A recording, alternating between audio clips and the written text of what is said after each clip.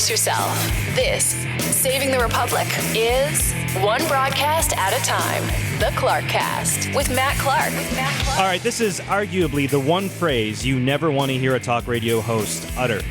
And I would also say that it's probably a phrase that would quickly lead that host's career to its demise. I'm speechless. Actually, I'm not, but I don't have a formal game plan of how this show is going to go. I'm not quite sure exactly what will come out of my mouth, which could be really, really good, or it might actually be horribly, horribly bad. It's relative. It's all from a different person's perspective. I really don't know. I left you, America, for 3 weeks. Just 3 weeks. 3. And look what happened in those 3 weeks. I'm not trying to be big-headed or anything here, but I can't leave. I can't go on any more vacations because, the whole country just falls apart the second that I leave, so I gotta stop leaving. Welcome to the show that unveils the insanity of today's politics every Saturday. My name is Matt Clark, back live on this beautiful, actually it's a horrible, rainy, drizzly, cold July day. Saturday, June 27th, 2015. Welcome to this show. If you want to hit me up behind the scenes, Matt with 2 T's at clarkcast.com is the email address. Of course, you can call me up right now, 734-822-1600, 734-822-1600. Everything's SCOTUS, it seems like this broadcast might turn into. I was reading a lot of the different opinions and everything that's coming down, and I'm thinking to myself, what the hell is going on? And I never say, what the hell is going on? And when you say that, you almost have to break up into your voice. Your voice is breaking apart. What the hell is you really do have to almost lose your voice when you say that. Because up is down, left is right. I can't say black is white because that's racist, but you get the point. You get the idea. And so I'm going through it, and I don't want to do a rehash or recap necessarily because you know everything that happened, or at least I'm assuming you did. You know that the challenge to Obamacare about the subsidies was shot down. You know that gay marriage was ruled legal. And I think you may actually know what I'll say about all of the above. So where do I go? Again, I'm speechless on this broadcast, despite me talking a mile a minute right now. But no, there's so much to get into, and a lot of what is coming down next, and what are the next steps, what kind of impacts does all the above have? And it's so important to continue having that dialogue and that discussion, because if we don't, well, then the debate really is over.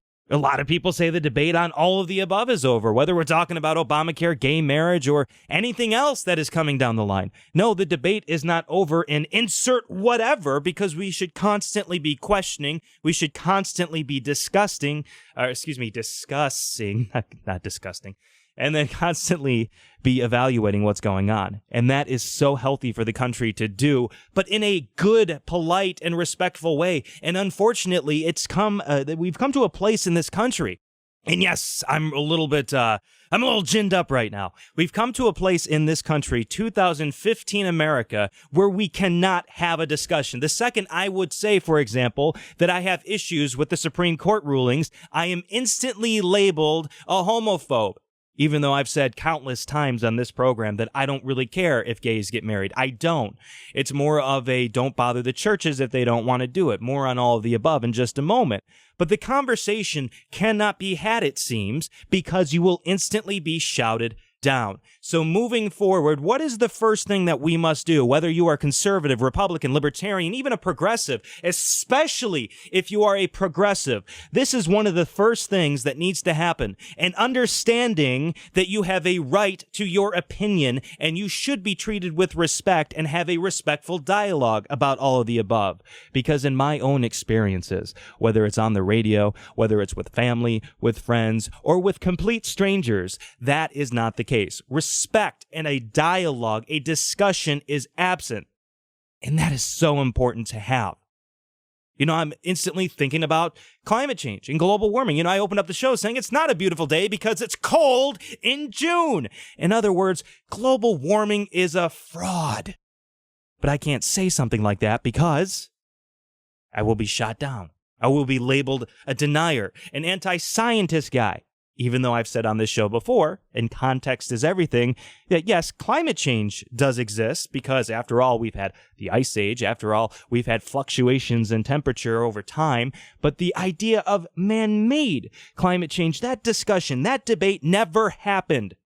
And on so many levels, especially with the SCOTUS-related rulings, those discussions outside of the 9 robes that are there for life, has that debate really happened without you being shouted down? Has that discussion really happened respectfully? I would venture to say more often than not, no, it hasn't. And that is one of the biggest problems in this country, because how can you move a country forward? How can you have a dialogue, a debate about anything at all, if you are instantly labeled a label? I was going to say something like homophobe, Islamophobe, racist, whatever. So that's one of the biggest challenges, one of the biggest hurdles at hand. Let's start with the Obamacare stuff. I was having a discussion back and forth with a friend through text message, and I said partway through we're going back and forth on the Obamacare stuff. The Obamacare ruling should have been so stupid simple. Stupid simple. Established by the state. Those 4 words. In other words, you only get the money if it's established by the state. But no! They didn't rule that way. Why, though? Why? This ties into everything that has been plaguing, and yes, I'm going to use the word plaguing this country for over 100 years. It may seem like a cop-out. It may seem like an easy thing to say. Progressivism.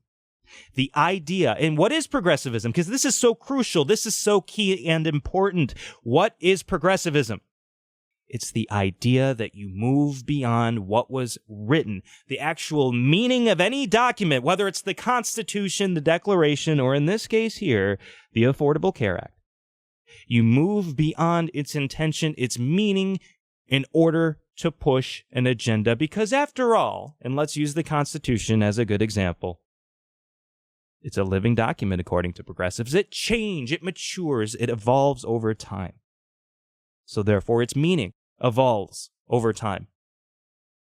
In many ways, the Obamacare stuff, and I would actually have to say out of the 2 rulings, the Obamacare one is definitely the one that pisses me off. When you change an argument, when you completely change the way words mean, what sort of foundation, precedence, what sort of path are you paving for future rulings and future discussions? What are you doing? I mean, I would love, and I know this is not going to happen, but I would love somebody who is glad the Obamacare ruling came out the way it did to call me up. 734-822-1600. And keep in mind, I open up the show saying we need to be respectful. We need to have open dialogues, conversations that actually go places. And so I encourage you to do just that. Especially, and the phone lines are open to anybody, but especially somebody who says, you know what, that is exactly the way that the court should have ruled with Obamacare, that if the language said exchange established by the state, it actually means exchange established by the state or federal government. I would love to know how words are changing now and how that should have come down that way. 734-822-1600. Words do have meaning. And what happened in the past week here, like I said, progressivism is changing the way words are meant, changing the definition of words. And it may be silly and it may sound just a non-issue to many people out there listening, maybe just the exchange part of it. Okay, you're just making something out of nothing. It was one thing, and after all, you're going to deny millions of people health care. Again, go back to progressivism. You're changing the way words mean. So if you were to make the argument you are denying millions health care, is that the role, the responsibility of the Supreme Court, yes or no? Context. What did the foundation of this country, the Constitution, actually mean when you said we have 3 separate but equal branches of government? Now you are having, and this is not new because the courts, plural, and many different levels have been doing this time and time again, but now you are changing the purpose, the role of the court, specifically the Supreme Court, when you are allowing them to now push through their own version of legislation from the bench. And it always goes, the saying goes, wait till you have the other side. Wait, liberals and Democrats, and progressives, wait until you have the other side come down, and then you're really going to be Yeah.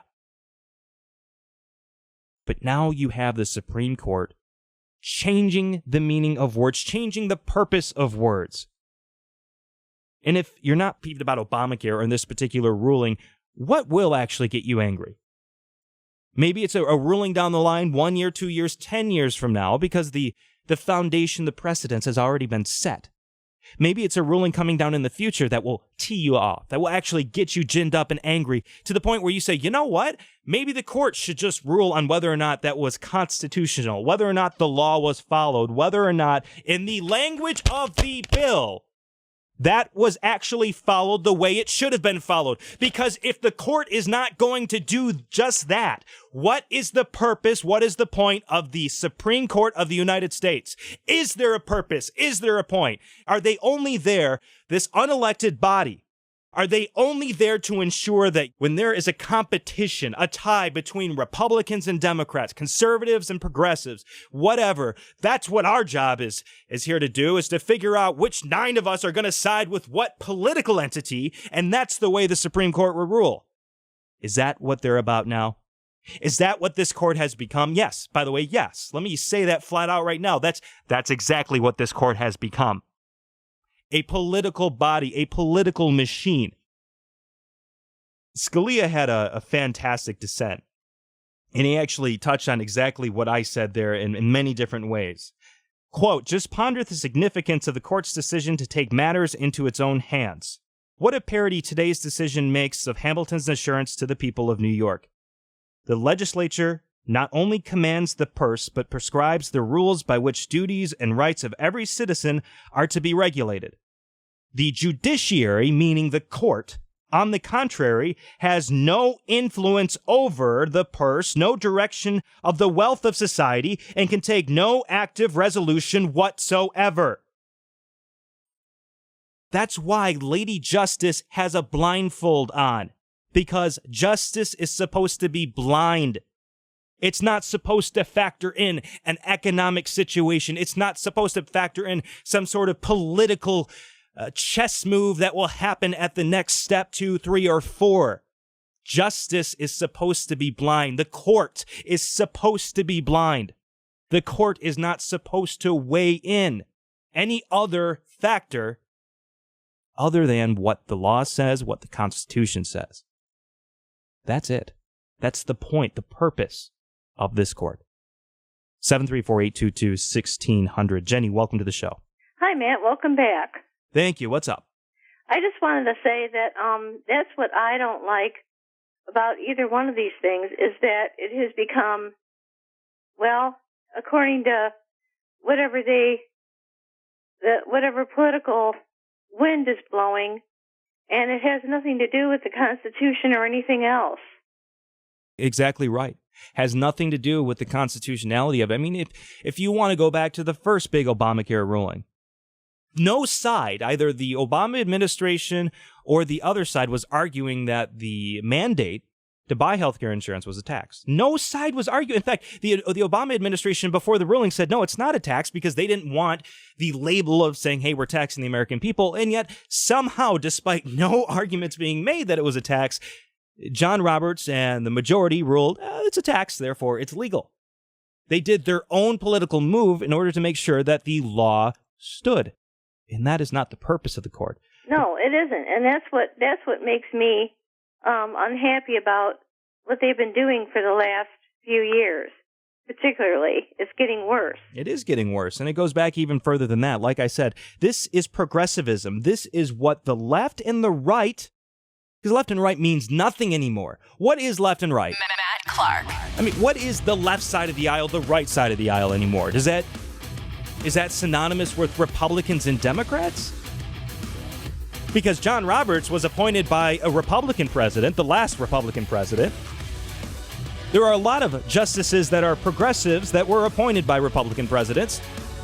And so what does left and right even mean anymore? What do all these labels mean anymore? It comes down to this, and it's so stupid simple. If you want the country to thrive, if you want the most people, the greatest quantity of people to be able to be prosperous, happy, you follow the Constitution of the United States. And when it comes to the supreme law, the Supreme Court, the highest court in the land, follow the Constitution. You're supposed to rule on the law, not political impacts. Not the economics of anything, nothing in between. Just the law. Justice is blind. I don't think so with this court right here. Your thoughts at 734-822-1600. 734-822-1600. Back in a few moments here. This is the Clark Cast with Matt Clark.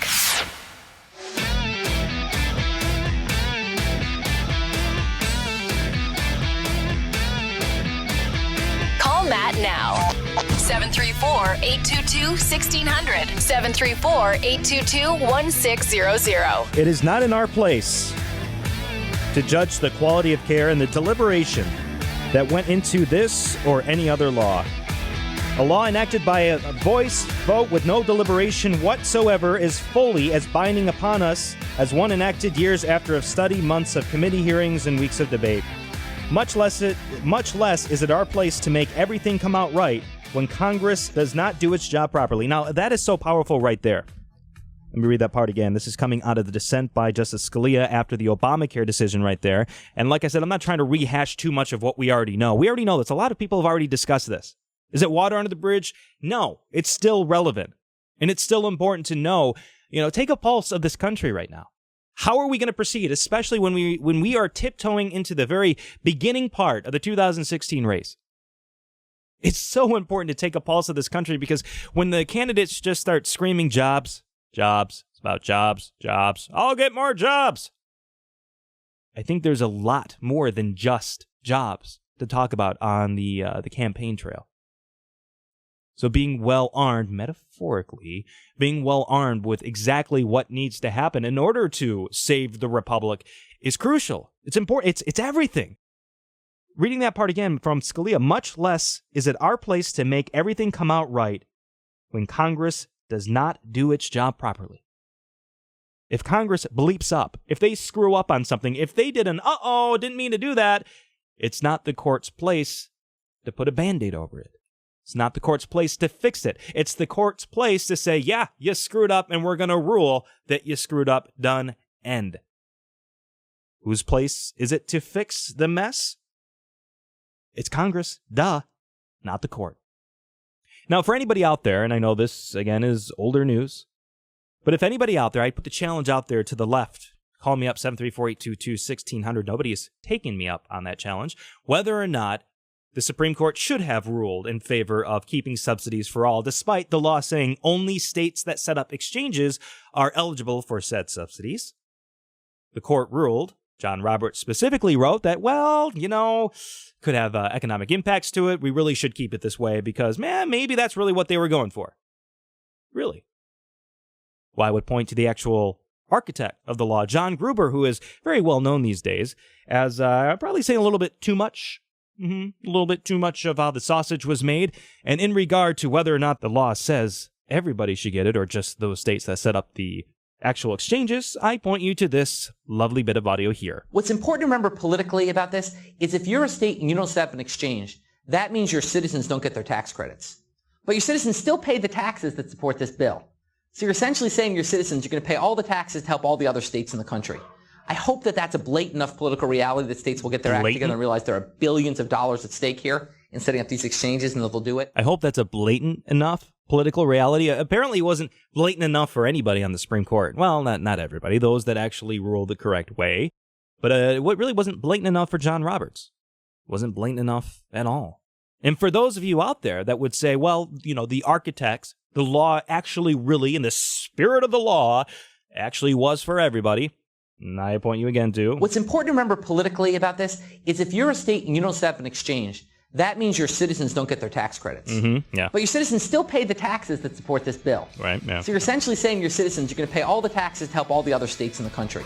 I hope that that's a blatant enough political reality that states will get their act together and realize there are billions of dollars at stake here in setting up these exchanges, and they'll do it. No, I don't think that really was a political reality for the Supreme Court, for the highest court in the land. That's neither here nor there.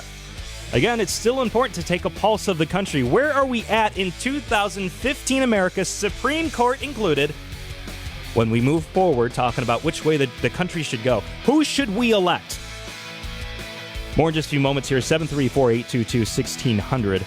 734-822-1600. When we come back from the break here, more on all of this. I want to tiptoe down the gay marriage part of this as well.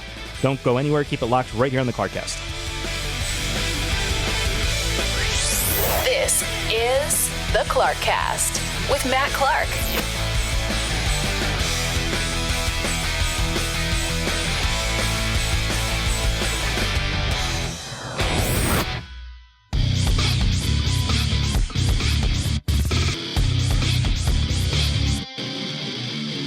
Bringing a surge of energy to the airwaves. This is the Clarkcast with Matt Clark. Welcome back to it. My name is Matt Clark. This right here is quite the interesting show, talking about the SCOTUS rulings coming down and really the role of the Supreme Court these days, it seems. Changing it up a little bit. More than just the law. Nice catchphrase, tagline for the Supreme Court to use here on out. Let's go to the phones and welcome Joe to the show. Welcome, Joe. How are you? Hey, good to be on. You were talking about state exchanges. I guess the last laugh is on all those Democrat states that spent hundreds of millions of dollars and are bleeding away even millions more now for creating state exchanges when they obviously didn't need to. Yeah, that's a good point. So all the states, I don't remember how many did, but it was about half-ish of the country, let's just say, created their own state exchange following Obamacare, if you will, because they bought into the falsehood that they would get subsidies for those that sign up through the state exchange. But as you just pointed out there, wah, wah. There's a few states that were bleeding so much money they dropped them. I don't remember which ones they were, and I think Hawaii is one of the latest ones that's been saying they're bleeding so much money they may drop it. My question to any state that did create a state exchange, why would you keep it now? You can eliminate it. Yeah, what's the benefit? There is none, absolutely. I'm trying to look this up right now, which states actually dropped. And you're right, Hawaii, this was from May. Hawaii was up there. I'd have to thoroughly read this. Can't really do that on there. Oh, right here. 7 states, Oregon, or Oregon, if you get corrected. Oh, yeah, Oregon definitely was one of them. Now that you mention it, that definitely comes. I thought Colorado was in there, too, even, wasn't they? I'd have to do a little bit more research. But yeah, to your point, though, if you actually did sign up for or create your own exchange as a state government, I mean, what's the point now? You get your state members, your state citizens, residents actually receive these subsidies now per the Supreme Court ruling. So what's the point now? If I was a state legislature, I would say, you know what? We're dropping it. No more. We're going to save the state of whatever so much money by not signing up for this. Appreciate the phone call, Joe. I really do. You know, there has to be something a little bit deeper, something a little bit more for somebody like John Roberts, and I don't want to tiptoe down the conspiracy path too much here, but how can you be so stupid? Maybe that's too polite, maybe that's too harsh. The law says for those states that establish a state exchange, I forget what the exact 4 words were, exchange established by the state. Established by the state. Established by the state. State of Michigan?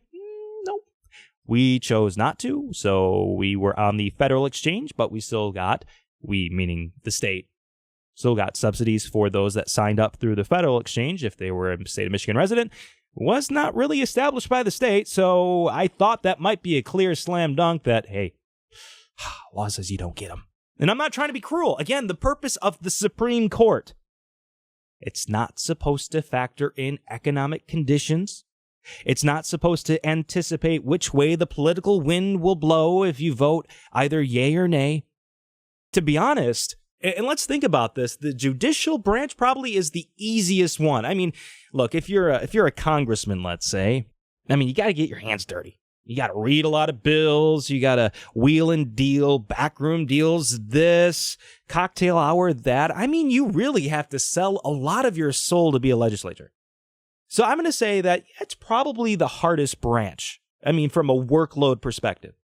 Maybe followed by the executive branch, because after all, you got to do a lot of traveling, shaking babies, kissing hands. Yes, I know those are supposed to be reversed. That's just a joke. And then, of course, you got to really suck up to other people as well. But, I mean, the judicial branch, though, is the easiest. All you have to do is sit on your butt.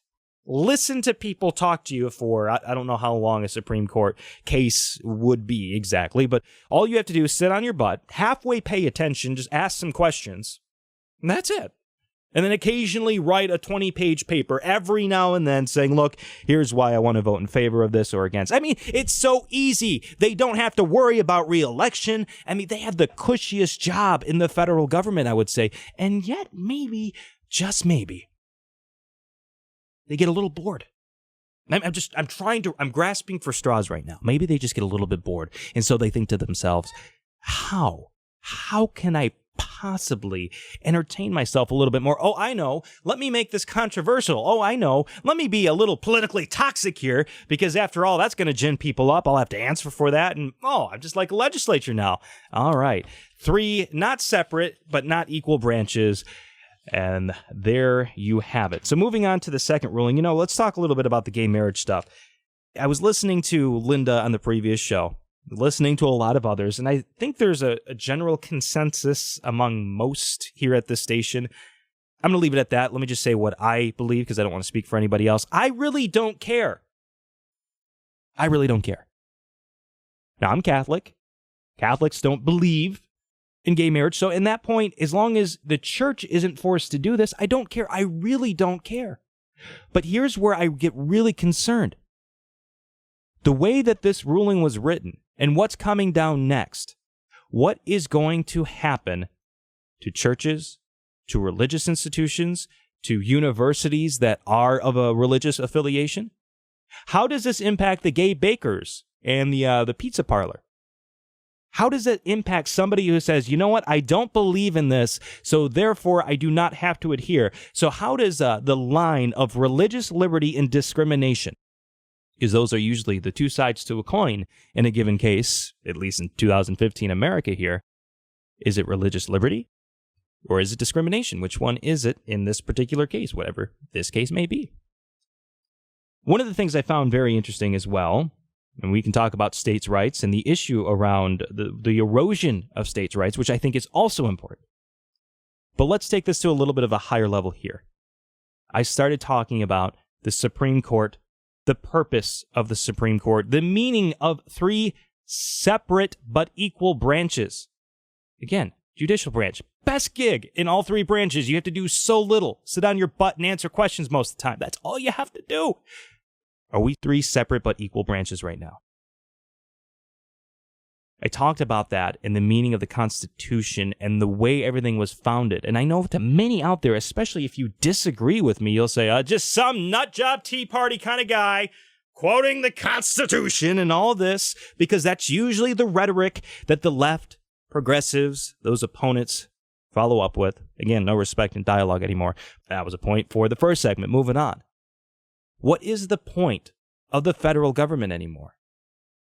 Because that is the foundation for the country as well. And I know I keep using the phrase foundation for the country, but I mean, ultimately it goes back to what I spoke about. What is the point, the purpose of the way that we have all of the above set up? Talked about the court becoming more of a political entity. Talking about the court becoming more politically engaged and even becoming economists to some degree, predicting which way the economic wind will blow if they pass it accordingly. Spoke about how justice is blind. They're not supposed to know this. So let me take a step back. What is the goal and the purpose of the federal government versus the state governments? What is the purpose of the 10th Amendment, which says, hey, any powers we didn't mention in the Constitution, they go to the state? What is the point, the purpose of any of this? If you have a body of 9 people in black robes saying this is the way we're going to do it. And go to the phones. I have some callers stacking up right now. Let's go to line number 2. Gabriel, welcome to the show. Matt, how's it going? Going well, sir. What's up? Calling from Brooklyn. Unfortunately, I haven't been keeping up with the show because I've been out in traffic. But from what I briefly caught from what you've been talking about, I mean, I think you hit the nail right on the head. We've got a body of 9 unelected lawyers. Because basically, that's what the Supreme Court is. 9 unelected lawyers that I think, in my opinion, they've created a decision which is not based on interpreting the law as it's written, but rather judging the sentiment and what they perceive as to be the value of the American people in popular opinion, in creating a law of their own, so to speak. I don't think I'm going too far off the mark here by saying that the way in which the landmark decisions of the past 3 days, as it were, with the Affordable Health Care Act and same-sex marriage issues is panned out is very much in favor of what the popular political opinion, both in the White House as well as what you've got these polls say 60-40% of the United States believes that same-sex marriage is something that should be legalized. But that's not necessarily not an isolated. There are isolated incidents where you have particular states that vote a very particular way, and they either have a ban on same-sex marriage or they haven't approved same-sex marriage. And that popular opinion in each position reflects the nature of states' values, which I think has been totally undermined because they've gone with a broader perception of popular and public opinion in their own perspectives. So they've shifted away from their fundamental responsibility of interpreting the law as it's written, or laws that have been written, and gone more into this politicized realm that is not necessarily indicative of what that's exactly unelected people are not supposed to do. Yeah, exactly. Well, let me bring up 2 points right here. The first, Scalia, in his first dissent about Obamacare, he said, and I'm partially quoting here, much less is it our place to make everything come out right when Congress does not do its job properly. It's not the Supreme Court's responsibility, nor is it its job to say, you know what, Congress, you screwed up, we're going to make it better. Their only responsibility in that very vague scenario is to say, you screwed up, period, we're done, we're going on vacation. It's then Congress's responsibility to say, okay, yeah, we've been caught, let's now fix this if we want to fix it. So that's the first point that I want to reemphasize. The second one, and this goes for both the Obamacare ruling and also the same-sex marriage ruling here, it's not the what that I necessarily care about, meaning the decision itself, but how they came to the decision and how they ruled. It's more of the how that I have a concern with. In the case of Obamacare, this particular ruling, this particular case of Obamacare, the how is you manipulated very clear and very specific language, which was established by the state. You cannot morph it into anything else. It's so specific that you can't change the meaning. So again, the how they came to the decision, I have more of an issue with rather than the what the decision was.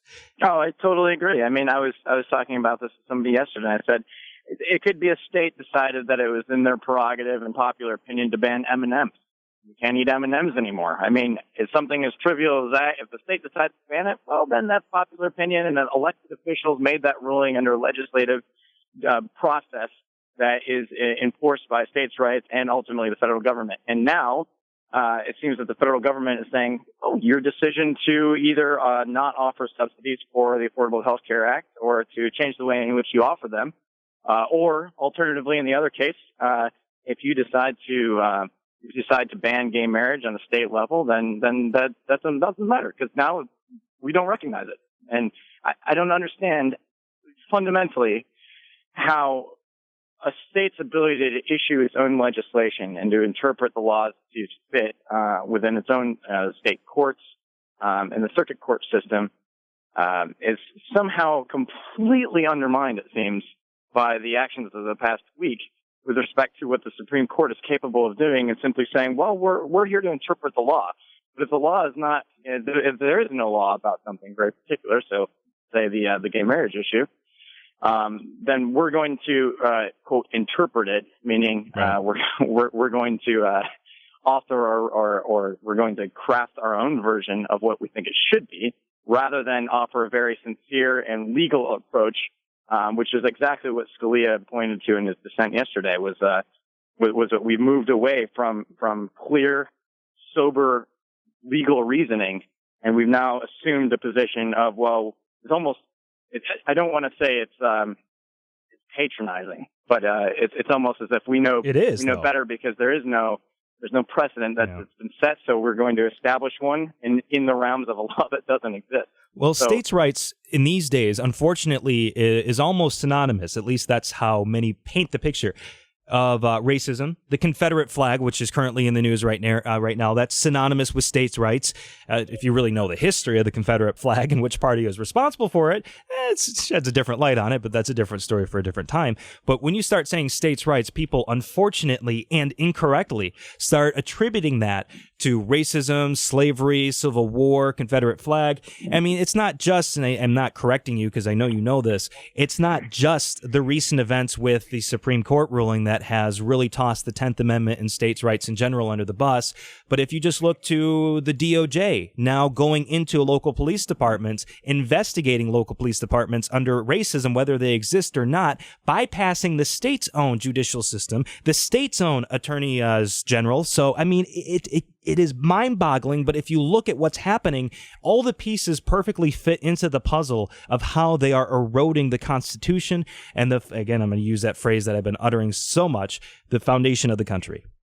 Well, I agree. I mean, I think, unfortunately, we do live in a society where there's a bit of a tainted light that's been shed on the idea of states' rights. Go back to the civil rights there, obviously. States that fought against desegregation, they were perceived in the same way as we are now in the same-sex marriage issue or the Affordable Health Care Act issue. They're seen as being outliers that are going against the greater good, or they're states that aren't with the program, so to speak, in terms of the popular support or a populist wave of progressive sentiment, as one might consider it. I mean, obviously, as you know, certain issues in hindsight being 2020, certain issues we obviously would agree are ultimately for the greater good of the nation. So we don't have slavery anymore. This is obviously good. We don't have segregated states anymore. This is very good. But in that capacity, the way in which that was enforced, I believe, is a frivolous. I mean, I don't want to say frivolous, but it undermines the way in which the United States is structured, the foundation, as you've been saying. The what versus the how. So what it is, it's the way in which we're approaching it is fundamentally incorrect, because for things that aren't as controversial or are not as I guess there's not as much popular support or popular sentiment behind it.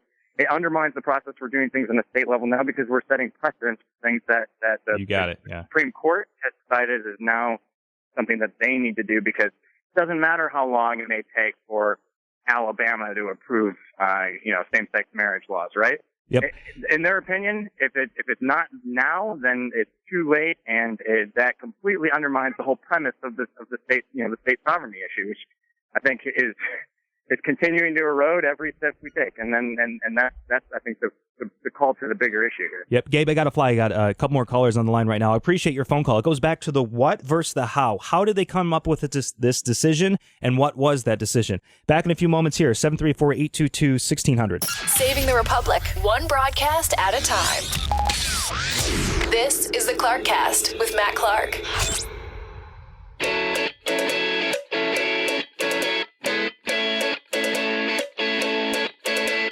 This is the Clark Cast with Matt Clark. All right, right back to the phone lines. Walter's been patiently standing by. Sir, you're making the rounds today. I like it. Hello? Yes, sir, you're on the air. Okay, sorry about that. First time calling your program. Hey, you sound like another pretty good hard hitter, too. Well, I appreciate that. Wait till you really get to know me. That might change. No, I'm just kidding. Yeah, I don't live with you, right? Okay. Look, man, let me lay this out here. Obamacare is Obama never did care. That's what I called it. So-called health care law. It's based on all lies and deception. How soon do we forget how he lied to the country over 20 sound? There's 20 sound bites of him lying to the average American about they wasn't going to lose their health care coverage and all that. Look here, I'm just an average guy. Black Republican guy, conservative. Never voted for the guy. I don't see how the average person, a right man, let alone wrong man, could have voted for him. I talk to business people. I talk to regular people. Talk to family members, friends, neighbors, out in the real world, because I'm a truck driver. The average person, that Obama lied recently, saying that, especially when they passed it the other day, the health care law, they say that their health care coverage has tripled. Mm-hmm. These are average, everyday people, business people, people on my job, people in and out of the office. I'm going to tell you something. I got a testimony. I don't know if I got enough time to share, but I used to get free. I have kids, married wife. I used to get free what you call my child for a couple of my kids. I qualified for it, and I was a working man. Might have been considered the working poor. Up until that time, when this new healthcare law came into law, I got a letter from my social service caseworker about myself. I was getting it free too, and I was working. And it told me that we were kicked off of there. I'm just going to paraphrase it. We were kicked off. My daughter, my son, myself was kicked off because of, she didn't want to say it was because of Obamacare, but I asked her a question. I probed her, and I said, is it because of the new health care law? She said, yes. I said, ma'am, there's nowhere in the world I can afford what you're saying I have to pay deductible. I used to get it for free, even at a decent income.